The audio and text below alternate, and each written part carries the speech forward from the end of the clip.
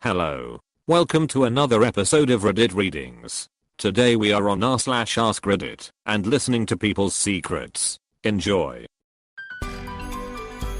Reddit Readings, episode 32. What's a secret you will take to the grave, but don't mind telling on the internet?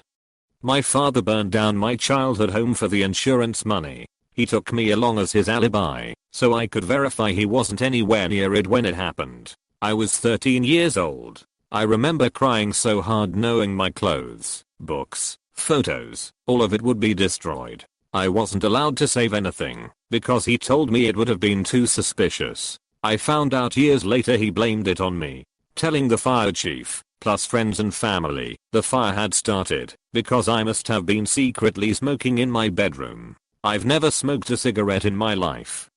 I feel for you. Lesser than what happened to you, but my mom used to steal my grandfather's painkillers while he was dying of cancer, and I found out years later that the reason my whole extended family hated/still hates me is because she told them I was the one doing it. Parents suck.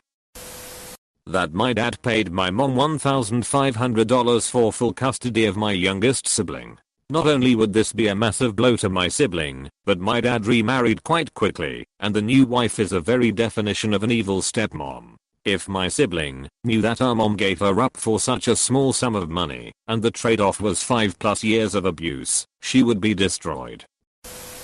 So my grandfather had a hand in making one of the World Series trophies back in the day. He never got any credit, but we have photos and parts from his prototype. When I was a teen I added what I knew to Wikipedia since why not, although I believe it's gone now, but funny story I ended, but being quoted in newspapers all over the country. Proceed to a few years later I get a call from my mom, who's almost in tears of joy. She found that wiki page, and was freaking out. She was so happy he finally got credit. She ended up making really fancy shadow boxes of the wiki page printed out, copies of the photos and other baseball stuff. She made one for each of her siblings. I've had to just bite my tongue every time I go over there and see this thing hanging prominently in the living room. My father-in-law died of a heart attack at a strip club. The cop told my wife and mother-in-law that it was a bar. They assumed it was a sports bar. My brother-in-law and I had to pick up the car from said strip club. We both pledged to never tell the rest of the family. Once when I was 13 I went a week and a half without pooping. I was on a camping trip and something must have happened with the drinking water/my digestion.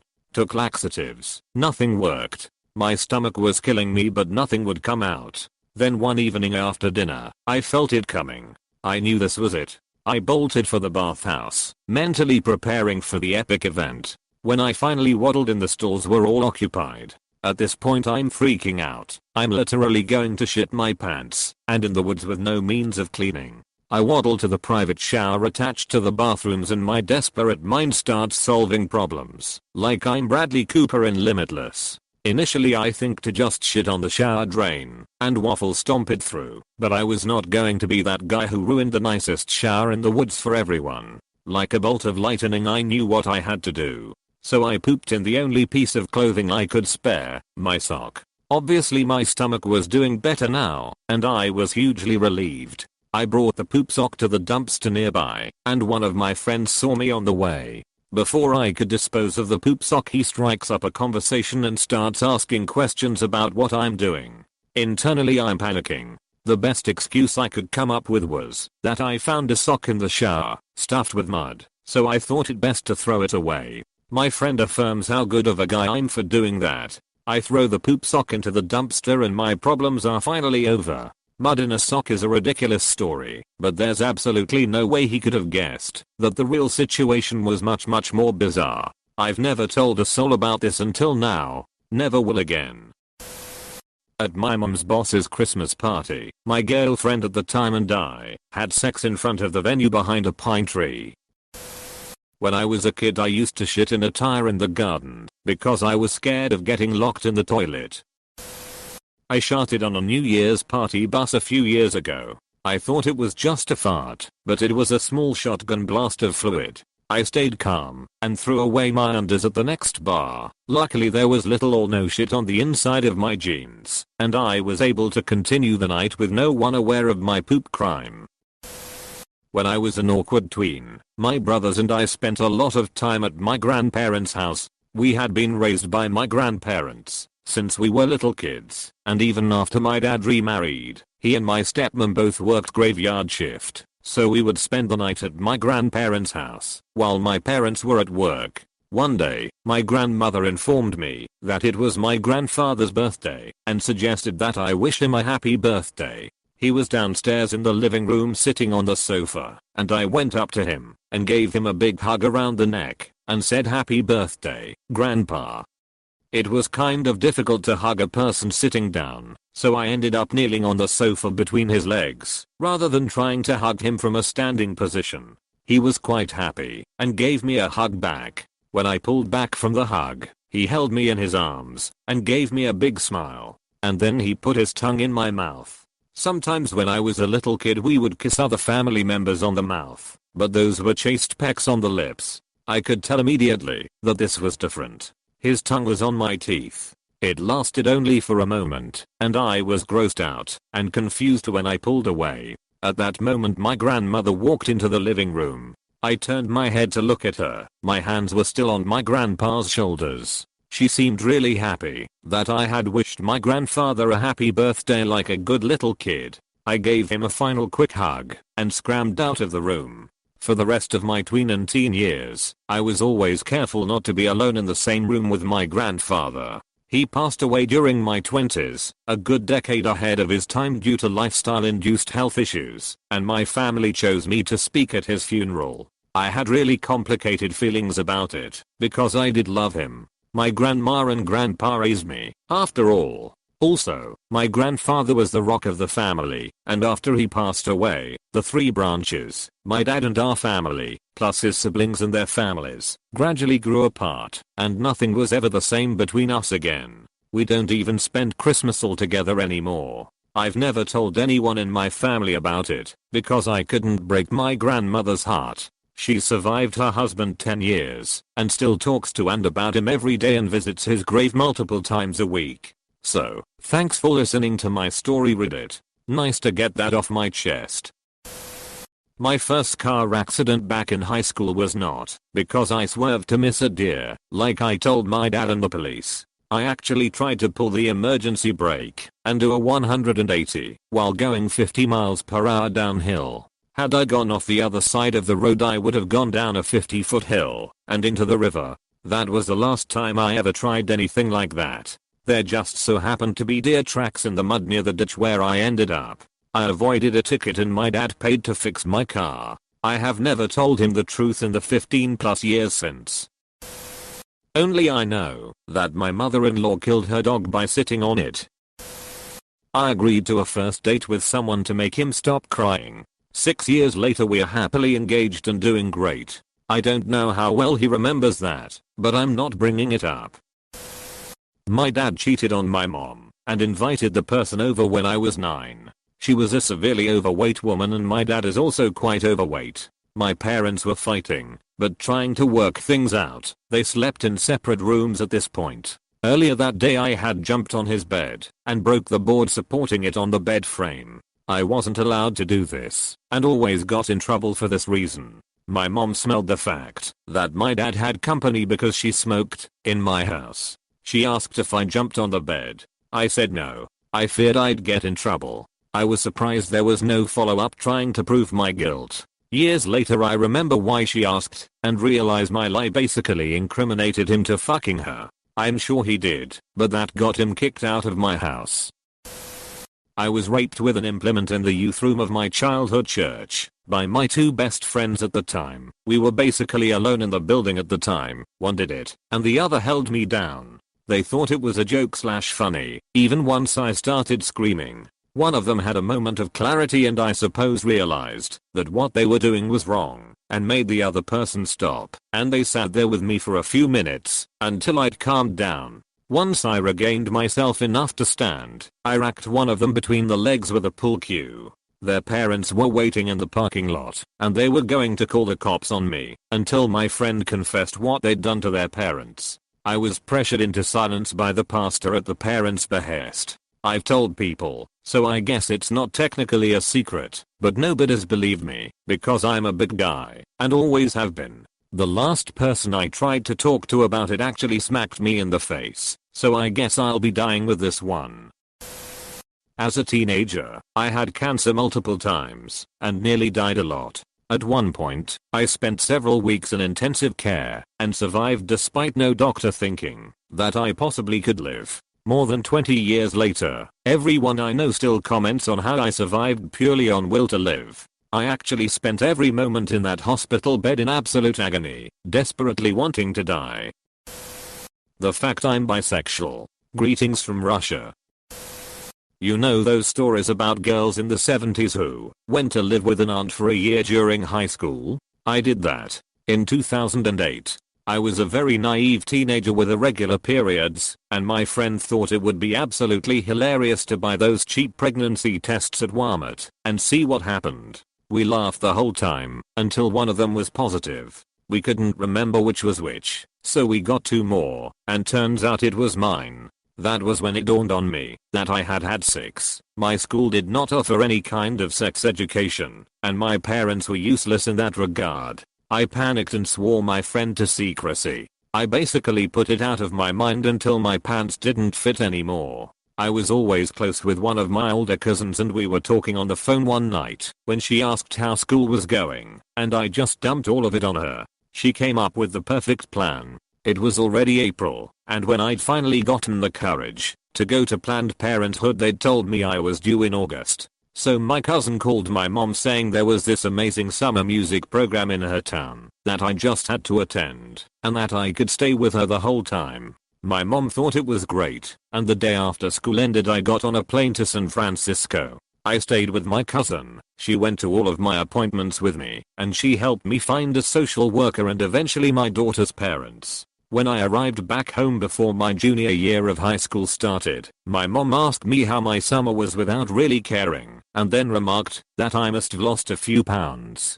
My cousin died in 2012 in a car accident, and no one else knew apart from that one friend, the doctors I saw in Oakland, and the people involved in the adoption. I get a photo and a letter about the child once a year, and I send money for her college and a card for her birthday every year. When she turns 16, her parents are allowed to give her the cards if she wants them, but they are not permitted to pass any contact information along. I have no interest in meeting her or getting to know her personally. I know she's safe and comfortable, and that's all I want. I will die before I tell anyone about her, and if my friend were to spill the beans I would deny it. Mentioned before, will never tell anyone I had one of those expensive fancy life-sized sex dolls. Got rid of it at first opportunity after getting a real partner. But it's literally the only secret I have that I'm not willing to say to anyone in real life. I'm a guy. When I was around 9 to 10 I had a friend, also guy, who pushed me up against the wall and started jacking me off. He started doing this frequently and made me masturbate in front of him with one of my parents' personal massagers. I tried to tell on him one time, but went back on it really quickly. I think my mom knew what was going on though. Felt a bit like Stockholm, because he was one of my only friends back then, and I was really scared and confused. Then another friend started dry humping me at a sleepover one time. Being sexualized so early on in life really fucked me up. Me and my cousin took turns licking each other's assholes when we were about 10 years old. I have vivid memory of it. We have never spoken of it since. We're both 25-year-old men now. I attempted to murder my mother. She was abusive, verbally but also physically. She'd hit you in places no one would see, or rip clumps of my hair out when dad was on the road for work. She probably has a personality disorder. She got in my face one night when I was coming home from my second job, and I had it. My mom went through whole periods where she wouldn't work. I was killing myself every summer working 50+ hours to pay family bills in my parents' names and also get my younger sister to all of her activities. I had it. I tried to put mom's head through a wall. She started screaming, "Oh, help, help." and I told her she could dish it out. She should also be able to take it. Shoved her on the ground and kicked her repeatedly in the abdomen and thigh while still trying to put her head through the wall with one hand. It's a plaster and lath situation. Old house in New England. I really fucked her up, and it felt good to do so. She's destroyed so many people's lives and she never faces any consequences for it.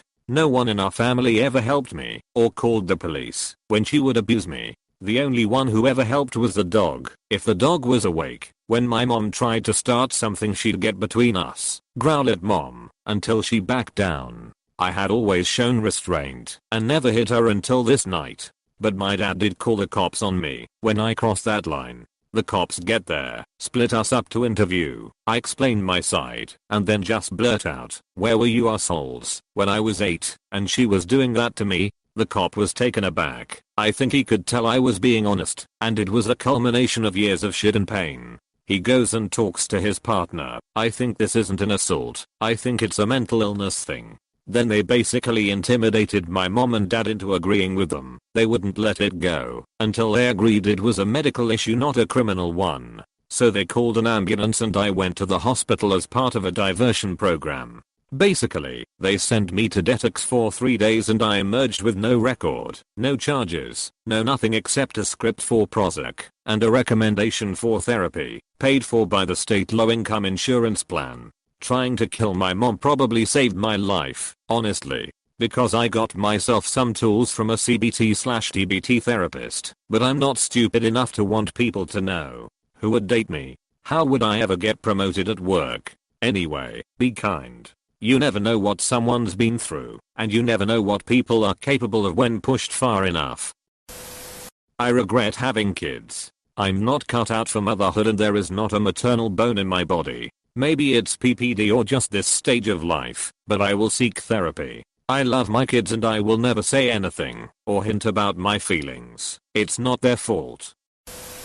My cousin fucked a stripper during his bachelor party. Hours earlier, we randomly ran into his fiancée and her friends, and she made a huge deal about him hitting a strip club, specifically because of this. He comes out of the champagne room and told me, "I think I just fucked her." Only 3 people know this. Me, him, the stripper. Seems like a good time as any to tell this story. When I was a teenager, my parents were divorced yet lived within walking distance of each other. I would oftentimes walk back and forth between their homes for whatever reason. I got to know a family that lived in the house on the corner of the block my mother lived on. One day as I was passing this house, I noticed a wallet on the ground. I picked up and opened the wallet. I noticed the address on the ID was the house on the corner, and it was the mom of the family, a very nice lady. Me being a teenager, took all of the money out of the wallet, about $50. I then went back to the home and returned the wallet, explaining I found it down the street. The mother was very relieved and grateful. What always weighed on me is a few weeks later I passed the corner house as I often did, and the lady stopped me. She wanted to thank me for returning the wallet and handed me a $50 bill. I tried to refuse it, but she insisted. I was rewarded for stealing. While it's not a big secret, it is something I always think about for some reason. I've never really had the heart to tell anyone this story. This is something I should have told my best friend, but I don't have the heart to tell him this. An hour before his girlfriend died in a car accident, I saw her at my job making out with the captain of the track team, his cousin. It's been 8 years, but I can't do that to him. He was gonna propose to her that day. My sister molested me when I was really young, still not over it, still live with her. I don't even know if she even remembers it. For reference, she is 6 years older than me, and she definitely knew what she was doing at the time. I didn't, but I was willing to do it. When I was like 4, we played electric chair truth or dare, and she make me do stuff. I still remember what I did, but I would rather not recount that here. I used to work for the airport, and so got very discounted fares for friends and family. My mom was going on a trip with her friend to Key West, and they were gonna drive, since flying was too expensive. I talked her into letting me handle the flying arrangements and they'd save a ton. A typical $500 flight turned into like $250 for both of them combined. Well, I was still kinda new at booking reservations and whatnot, and I ended up screwing up the reservation. I think I only booked it for one way or something. So the night before their flight, I rebooked it and paid the $450 for the both of them. Money I really didn't have and have since never told my mom. It was for Mother's Day, so I figured that was my gift to her. It's been nearly 10 years since. I had a sweet, wonderful student who had been in foster care, but his mom worked her ass off to get him back and she did. He had to take a very important city exam, and she called me and asked if he passed it. I looked at the grades and saw he did and said so. She burst into tears of joy, and that is when I saw I had read the wrong score. He had failed, so I changed his grade to passing. No one knew. That was the only time I ever did that. That could have cost me my license. The weird thing is, when my awful corrupt principal pressured me to change other students' scores so we could raise our pass rate, I refused. I never told anyone what I did for my student. He went into the military, was extremely successful there, has a great wife and kids, so I think I did the right thing. Fuck those tests. They aren't human. My mother is cheating on my father and my father is cheating on my mother. They both know I know this, but made me promise not to tell the other parent. Parents are fucked up sometimes. Speaking of grave, when I was a teenager, some friends and I got really stoned and walked around the town cemetery. There was a whole section of generic flat grave markers from the 1800s. I found myself trying to imagine their lives in the same town I lived so long ago. Then I saw one plate kind of sticking up and crooked, and I bent down to touch it. It wasn't attached at all, and I lifted it up in my hand. Right then, my asinine stone teenage brain decided to put it in my backpack. I thought I'd somehow honor this stranger more than the shitty groundskeeper leaving it all willy-nilly in the middle of the aisle. None of my friends saw what I did. Few hours later, sober, and the guilt and panic are setting in. I hid the plate in my closet for about a year before I chucked it back over the fence one day late at night. I hope Bessie Jane Holmes doesn't mind that I kept her for a while. I still think back and shudder at the guilt of such immoral fuckery.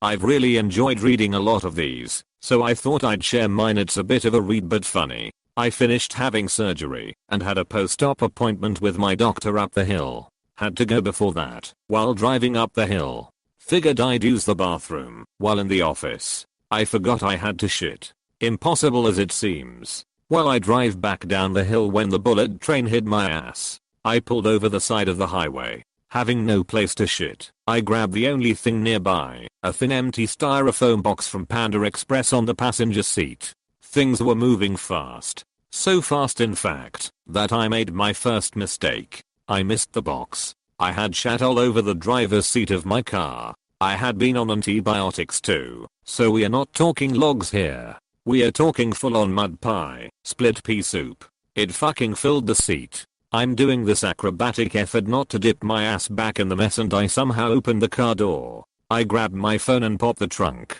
After slamming the car door shut, important later, I run bare ass to the trunk of my car to grab a change clothes I had prayed for. Good thing I didn't make that Goodwill run yet. God's joke wasn't quite over though. I walked back to the driver's door to realize my keys are locked inside the car with the engine running. So now to make matters worse, I now have to call a tow truck to unlock my car door. Now some Hank the tow truck guy has to stare at the abomination that I left in my seat. I was mortified, and he just stared at me with such bewilderment afterwards. I hung my head and said, it's exactly what it seems. I'm sure that tow truck guy had one hell of a story when he got back home. Thank you for listening to Reddit Readings, episode 32. If you enjoyed it, consider subscribing and leaving a rating.